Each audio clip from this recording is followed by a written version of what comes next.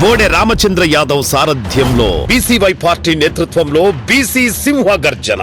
BC రక్షణ చట్టం అమలు, రాజధానిలో బీసీలకు 1000 ఎకరాల భూ కేటాయింపులు, బీసీ కార్పొరేషన్లకు నిధులు, సమగ్ర కులగణనతో విద్యా, ఉద్యోగ, ఉపాధి, చట్టసభల్లో 44% రిజర్వేషన్లు ప్రధాన ఎజెండాగా ఈ నెల 22న విజయవాడ గుంటూరు హైవే నాగార్జున యూనివర్సిటీకి ఎదురుగా జరగనుంది. ఈ చారిత్రాత్మక ఘట్టంలో భాగస్వాములు కావడానికి బీసీ సోదర సోదరీమణులందరినీ సాదరంగా ఆహ్వానిస్తున్నాం. కదలిరండి, మన ఐక్యతను చాటుదాం. ఆస్ట్రేలియా గడ్డపై భారత మహిళల జట్టు చరిత్ర సృష్టించింది. ఆస్ట్రేలియాపై టీ20 సిరీస్ గెలుచుకుంది భారత్.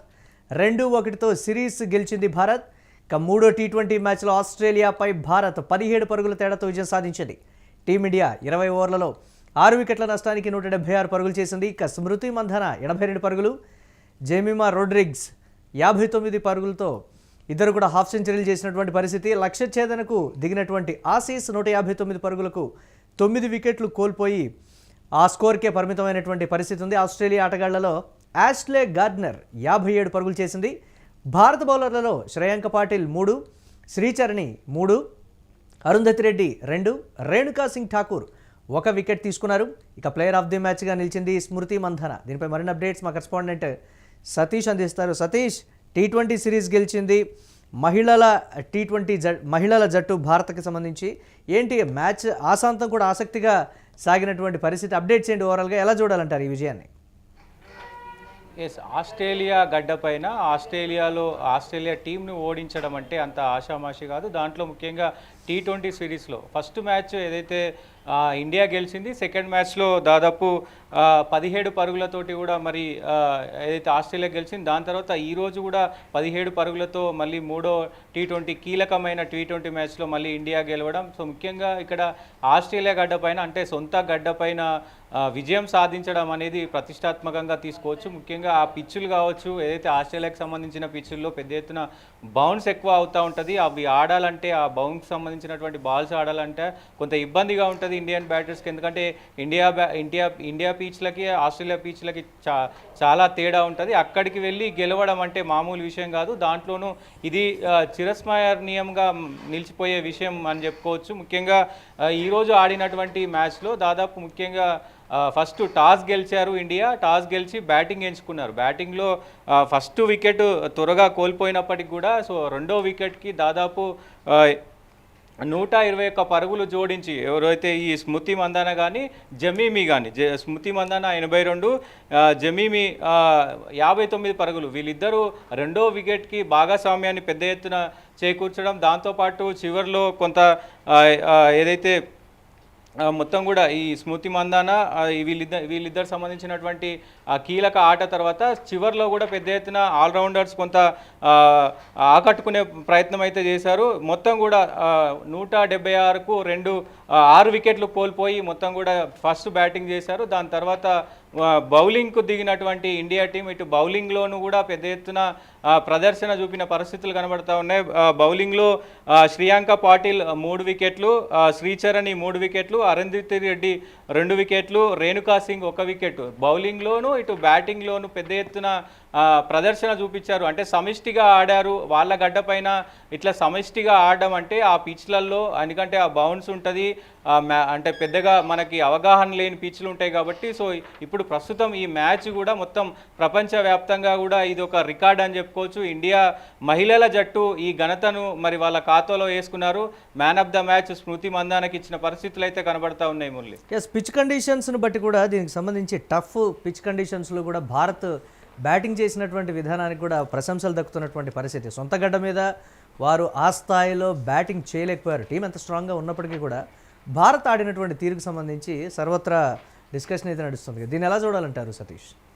డెఫినెట్గా వాళ్ళకి సంబంధించి అంటే వాళ్ళ పిచ్లు అయినప్పటికీ కూడా బౌలింగ్లో ఎక్కడో అంటే బ్యాటింగ్లో ఇండియా ఇప్పటికీ కూడా అంటే బ్యాటింగ్లో పెద్ద ఎత్తున వీళ్ళు 121 భాగస్వామ్యం రెండో వికెట్కి అందించినప్పటికీ కూడా అంటే ఎండింగ్లో ఏదైతే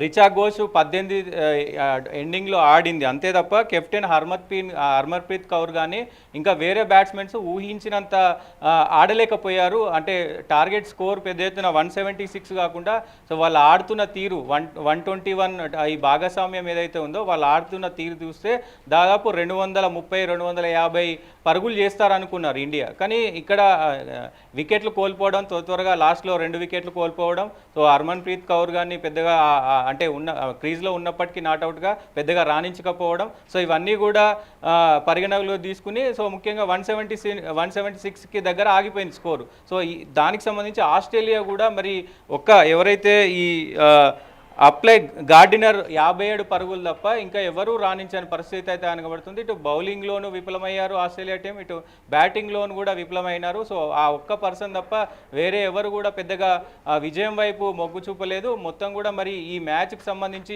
చాలా నిరాశపరిచారు. ఎందుకంటే రెండవ మ్యాచ్ గెలిచి వాళ్ళు మంచి విజయంతో ఉన్నారు. ఫస్ట్ మ్యాచ్ ఇండియా గెలిచింది, రెండో మ్యాచ్ ఆస్ట్రేలియా గెలిచింది.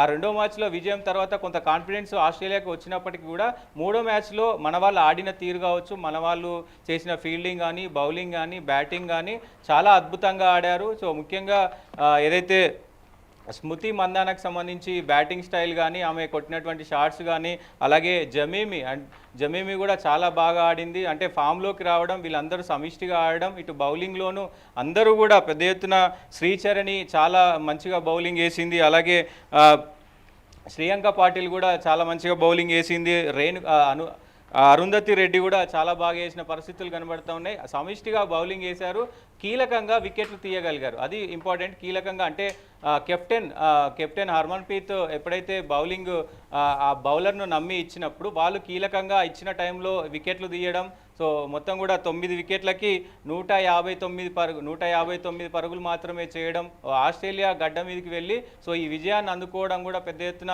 ప్రతిష్టాత్మకంగా ఉంది. మొత్తం భారతదేశం నుంచి కూడా చాలా ప్రశంసలు ఈ మహిళల జట్టుకైతే ప్రస్తుతం అందుతూ ఉన్నాయి. సో ముఖ్యంగా ఈ సిరీస్ మొత్తం కూడా ఇండియా ఆస్ట్రేలియాను డామినేట్ చేయడం అయితే జరిగింది. సో ఈ విజయం అంటే చరిత్రలో నిలిచిపోతుంది. సో ఈ విజయానికి ఎందుకంటే గతంలో ఎప్పుడు కూడా వాళ్ళ గడ్డ పైన ఓడగొట్టిన దాఖలాలు లేవు. సో ఇప్పుడు ఇది ఫస్ట్ కాబట్టి చాలా చరిత్రాత్మకంగా ఉంటుంది అని కూడా చెప్పుకోవచ్చు.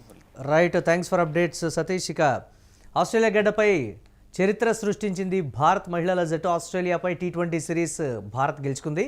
2-1తో సిరీస్ గెలిచింది భారత్. ఇక మూడో T20 మ్యాచ్లో ఆస్ట్రేలియాపై భారత్ 17 పరుగుల తేడాతో విజయాన్ని సాధించింది. ఇక టీమిండియా 20 ఓవర్లలో 6 వికెట్ల నష్టానికి 176 పరుగులు చేసింది. స్మృతి మంధాన 82, జెమిమా రోడ్రిగ్స్ 59 పరుగులు. ఇద్దరు కూడా హాఫ్ సెంచరీలు చేసినటువంటి పరిస్థితి.